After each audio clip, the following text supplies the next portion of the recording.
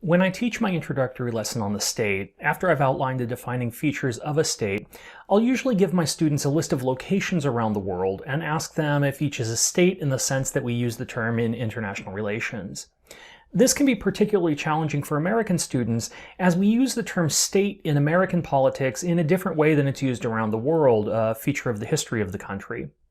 I thus have to remind my American students that California and Texas are not states in the international relations sense of the term, even if we call them states in the United States. But a couple of cases are particularly interesting. Among them are the status of Palestine and Taiwan. This question also comes up in my United Nations course. Why in particular is Taiwan not a member of the United Nations? Hey everyone, I'm Noah Zerbe. I'm a professor of global politics at California State Polytechnic University, Humboldt. In this video series, I try to explain the concepts and theories behind current events, generally in 2 minutes or less. To understand Taiwan's status vis-a-vis the United Nations, we have to go back in time. China was a founding member of the United Nations, one of the 50 countries present at the San Francisco Conference that established the organization in 1945. China had fought alongside the United States and the other Allied powers against Germany and Japan in World War II, and was governed at the time by an anti-communist nationalist regime. 4 years later, in 1949, the Chinese Communist Party took control of the country in the Chinese Communist Revolution.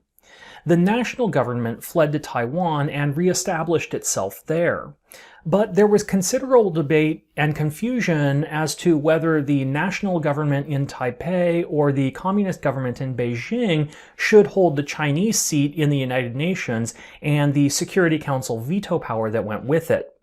In the absence of a definitive decision on the part of the United Nations, the nationalist government in Taiwan continued to hold the Chinese seat in the United Nations until 1971.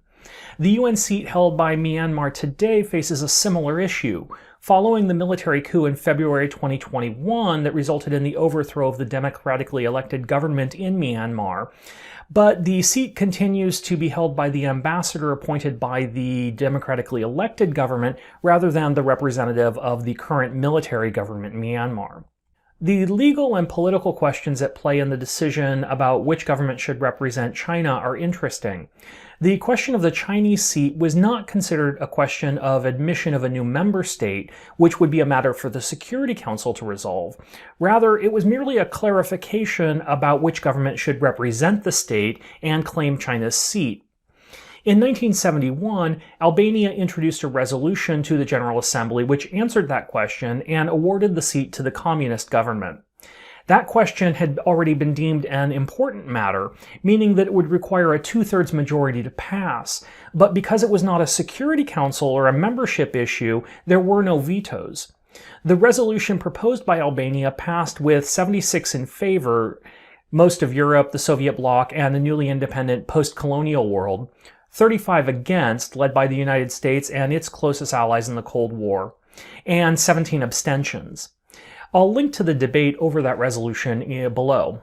With the General Assembly agreeing that China's current seat in the United Nations should be controlled by the communist government in Beijing, Taiwan's only option for UN membership would be to submit a formal request to join the organization, going through the full membership process. But that process requires a Security Council approval and is subject to a veto by China and the other permanent members of the Council. Taiwan has applied for admission, most recently in 2007. When that happened, Secretary General Ban Ki-moon refused to accept their application, citing the resolution proposed by Albania in 1971. While the United States objected to Ban's decision, no formal action was taken to overrule the Secretary General, so the application died without a vote.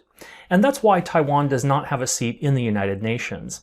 That's it for now. If you're interested in learning more about the UN system, check out my United Nations playlist, in which I explore the history, structure, functions, and contemporary challenges facing the organization. I'll link to that playlist below. If you found this video helpful, please click the thumbs up button and consider subscribing to catch future explainers as I release them. Please leave any questions you have in the comments section below, and if you have any suggestions for future explainer topics, I'd welcome those as well. Thanks for watching, everyone. Have a good day.